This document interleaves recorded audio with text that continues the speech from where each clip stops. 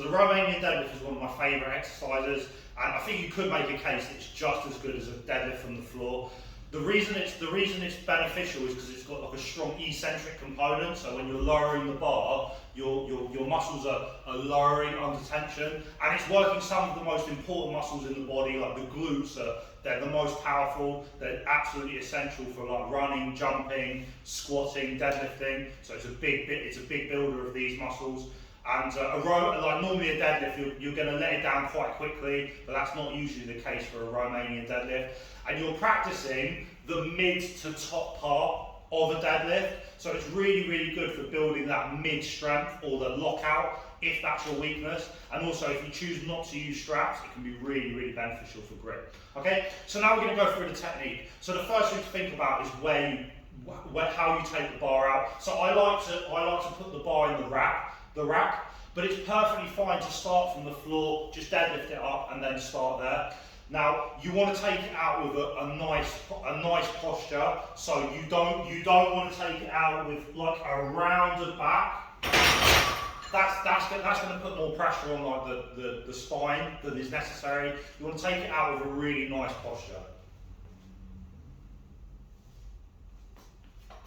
Okay, and then I'll show you a few reps.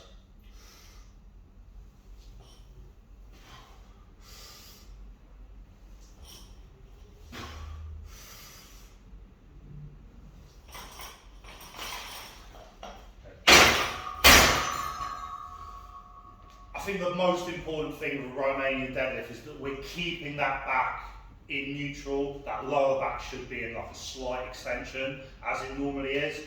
I think maybe there might be a case that you can allow some rounding on a deadlift, as long as it's under control. But on a Romanian deadlift, like in my opinion, no rounding at all. If I see any rounding, I'm going to try to cue it out of the lifter, or I'm lightening the load, or reducing the range of motion.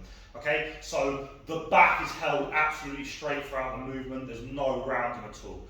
Okay, now the next thing to think about, which is related to keeping the back straight, is the depth that you go.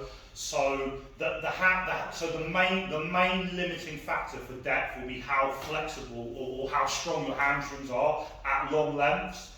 Because the hamstrings kind of they attach at the hip, they attach at the pelvis. So when you come forward and your pelvis tilts forward, the hamstrings start stretching. But then there'll be a point where the hamstrings can't stretch anymore, and if you go any deeper with the bar, it's coming from the lower back, and I don't think that's a good idea.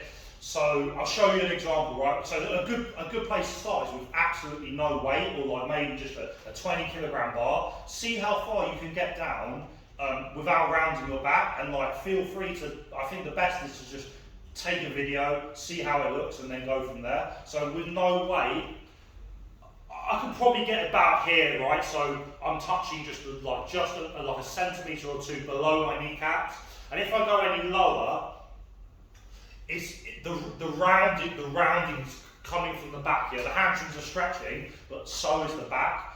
So but we do want to get a nice range of motion, because that's where the most benefits are. So if you can go stretch a little bit further, you get all the benefits, and you don't necessarily need to like load up loads of the weight. So like make sure kind of like leave your ego at home. Make sure you always choose a weight which is appropriate for you.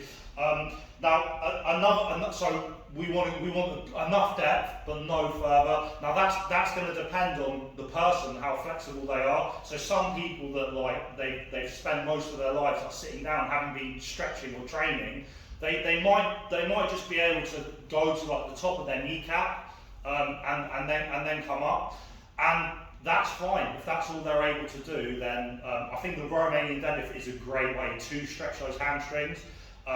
But yeah, if in that case, I would just probably focus on like quite light weights and just gradually see if I can increase the range of motion over time. So I wouldn't be trying to go too heavy with them. But then on the other hand, you might have some people, like just generally females are quite flexible. They're going to be able to go quite deep, and they're going to go a lot deeper than mine. They might even be able to go like all the way to the floor. And yeah, if you can do that, and If you truly can do that by stretching the hamstrings and not the lower back or kind of like the SI joint, then yeah, go for it. Now, the next thing I want to talk about is keeping the bar close. So I hope maybe you noticed when I lifted the bar out of the rack, I had the bar like right next to my thighs. So the best way to lift a heavy weight is to have that weight as close as possible to your centre of balance. That way you can make the weight feel as light as it possibly can. If you've got that bar in front of you, even a centimetre or two, it's going to start to feel heavier.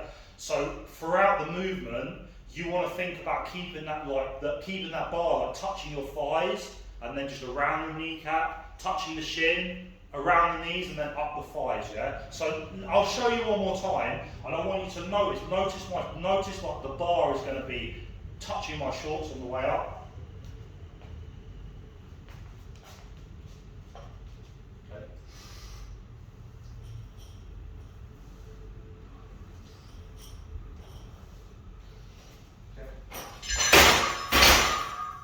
So like the shoulders come slightly forward and then you're using your lats, yeah? Like if you've ever done a straight arm pull down, you're doing that type of movement to keep the bar into your body but allow your shoulders to come a bit further forward, just like you would a normal deadlift. And the lats will also help the spinal erectors to keep the back straight.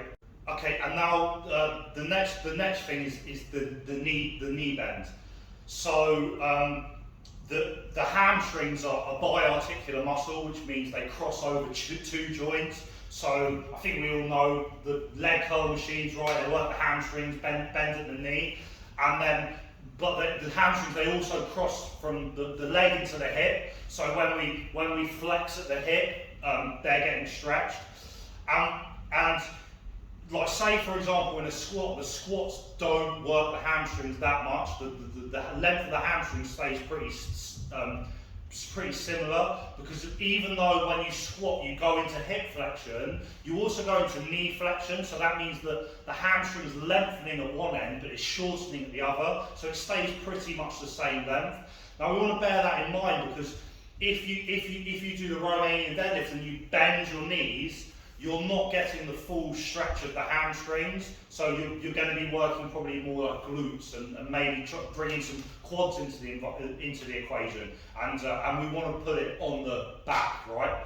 So it's going to be a little bit different for everyone, but generally I would say about a 10 to 20 degree knee bend is probably what you're looking for. You can see when I do this, my hamstrings nice and tense as well. If I bend my knees a bit more, like they're not as tense, right? So I want to stay about here.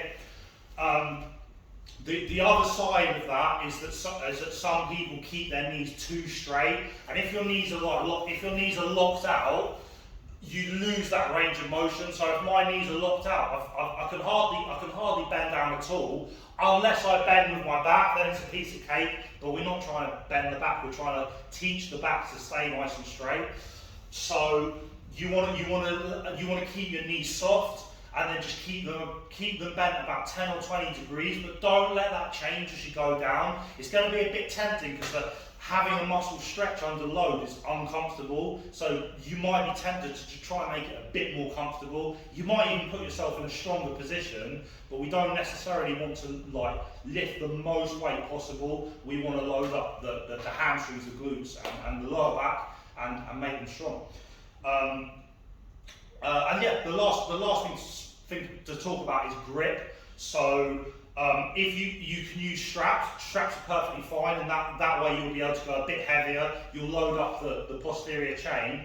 But if you do a double overhand, both hands like this, that will really work the grip, and I think that's very valuable because we need strong grip, right, for deadlifting. So you want to make sure you chalk up your hands. Like chalk is an absolute essential. Like I would not do a Romanian deadlift without chalk.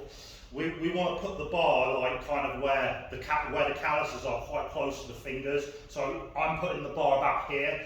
If you put the bar like sort of in the palm, it's just going to roll there anyway. So you want to put it right right where the calluses are and really get your fingers around it, and maybe doing a little bit of a kind of like trying to kind of like ring the bar like this. That might help your grip be a bit stronger. Okay, so I think I've covered everything I want to cover. I know it's a long video, but I hope it's helpful to you.